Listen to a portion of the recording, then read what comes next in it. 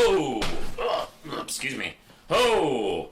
I am back with a new comic review, and it is going to be Thundercats #1 from Dynamite Comics, and it is written by Declan Shadley and drawn by Drew Moss. And this is a spoiler-ish review for issue 1. It's been out for a few weeks, so you've had a chance to read it.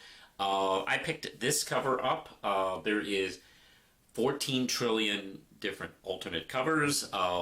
Take a pick. I liked this one, so I went with this one. So, hey, okay. Little personal backstory. I've never been the biggest Thundercats fan. I'm always more of a Transformers person. But Thundercats was a show I would watch sometimes as a teenager. And it was nice. I liked it. It passed the time pretty decently. I, of course, have noticed like there is a hardcore fan base for the show that never let go. And I'll be honest, I do kind of feel bad for them because they have not been as treated as well as Transformers fans. Frankly, Transformers have had a multitude of different shows and films and media that they've been able to enjoy, where I don't think Thundercats, which almost was as popular, really hasn't had that luxury, and I'm not sure why, frankly. But anyway, this comic came out from Dynamite, and I gotta say, it's a pretty impressive first issue for this. And just to let you know, I actually am a big fan, not only a big fan of Drew Moss, but I'm also a friend of his. As a matter of fact, this Red Knight on the wall is drawn by Drew. He did that for me years ago at a convention. And let's see. So just to let you know, I am a little bit biased in my love for his work. And I mean, the thing is, he's really good, and I'm really excited to see him have such a big success because I've watched his career over the last few years, kind of build slowly, and it's really exciting to see it take root with this pretty successful comic, from what I understand. But anyway, let me get to the point of the review, and this is a bit of a reboot, obviously, which would be the right choice to make.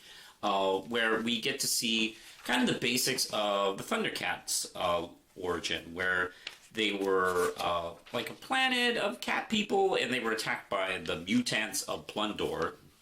Look, 80s cartoons, toys, they weren't really huge in the metaphor. They just kind of went pretty direct in their metaphors. So, anyway, they're attacked and obliterated by the mutants, and one of the big royal families is able to escape. Lion-O, who was a child, but the stasis chamber that he had in his spaceship malfunctioned, and it allowed him to grow, so he's kind of a man-child. And their leader dies, actually. Jaga dies. And he kind of has to take the leadership role for the Thundercats, even though he's still mentally a kid. And that's something that I remember the TV show not playing around with as much. I mean, it would occasionally come into play, but they would often kind of forget it. And that's kind of like a nice, like a piece here that we kind of get to see a looking narrative by Lion-O. I think is really nicely written in character.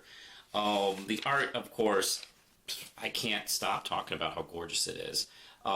Drew also does the characters pretty true to the original forms, but doing some slight updates and little tweaks here and there. I love Tigra's, do I have a good shot of it? Tigra's kind of mustache. Let's see, let me get to that. I keep this. He has this really cool, I don't know, Victorian mustache for some reason. It looks really cool. And like Chitara looks really good. Panther looks great. And of course, Mumra and the gang looked really dazzling. Nice little good, strong action stuff.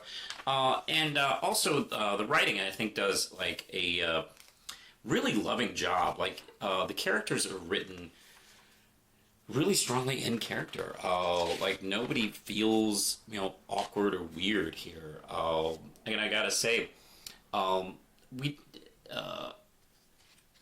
let's see, Xiaobei does something really interesting where you get to see kind of the human sides of the characters in quiet moments that probably wouldn't have got from the old show. And then during action sequences, they do go into their stereotypical dialogue, where it's guns a-blazing kind of talking and very standard like dialogue, and then it breaks again to more quiet moments. I kind of really like that dichotomy. If I had any complaints, I do feel like the comic really does rush through the intros because they know, look, if you're reading this, you're familiar with Thundercats, either a huge fan or a casual fan. It doesn't really try to give you like an introduction for newcomers, frankly. And as someone who's kind of a casual fan, I did notice that. But I'm thankfully aware of these characters enough to, jump on. But I really dig I'm not going to give away the twist at the end, but I thought it was pretty nice, the way it was set up. And I'm going to give this a strong 4 out of 5 Ram chips. I think it's a really good start.